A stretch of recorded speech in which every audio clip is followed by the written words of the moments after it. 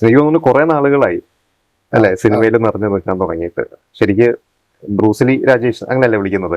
അതെ, screen title Bruce Lee Bruce Lee Rajesh. അപ്പൊ എങ്ങനെയാണ് ആ ഒരു പേര് സിനിമയിൽ വന്ന ശേഷമാണോ അതോ എനിക്ക് തോന്നുന്നു മുമ്പ് കരാട്ടെ ചാമ്പ്യനൊക്കെ ആയിരുന്നു? അപ്പൊ പണ്ട് വന്നൊരു പേരാണോ അതോ സിനിമയിൽ വന്ന ശേഷം കിട്ടിയ പേരാണോ? അല്ല, പണ്ടേ ഉള്ള പേര് തന്നെ. ഞാൻ 95 നാഷണൽ കരാട്ടെ ചാമ്പ്യൻ ആയിരുന്നു.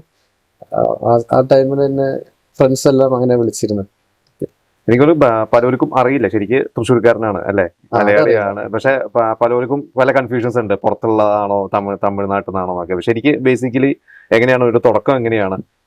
ഞാൻ 95 നാഷണൽ ചാമ്പ്യൻ ആയിരുന്നു. അതിനുശേഷം അവിടെ വെച്ച് പരിചയപ്പെട്ട ഫൈറ്റ് മാസ്റ്റർ അസിസ്റ്റന്റ് ഉണ്ടാവും, ജോണി എന്നിട്ട് പുള്ളി മുഖേന പിന്നെ മാസ്റ്റർ അസിസ്റ്റന്റായി വർക്ക് ചെയ്യും. ഒരു 7 ഇയേഴ്സോളം ആളുടെ കൂടെ വർക്ക് ചെയ്യും. മറാഠി ഹിന്ദി പടങ്ങളൊക്കെ ആയിരുന്നു. ബോംബെയിലായിരുന്നു, അന്തേരി വെസ്റ്റ് ആയിരുന്നു. അതിനുശേഷം പിന്നെ ഇൻഡിപെൻഡന്റ് ആയിട്ട് 2008 ചെയ്തു. ഫസ്റ്റ് മലയാളം പടം 2008 റിലീസായിട്ടുള്ള മായക്കാഴ്ചയാണ്. അതിൽ പക്ഷെ സ്ക്രീൻ ടൈറ്റിൽ രാജേഷിന് മാത്രമേ ഉണ്ടായിരുന്നുള്ളൂ.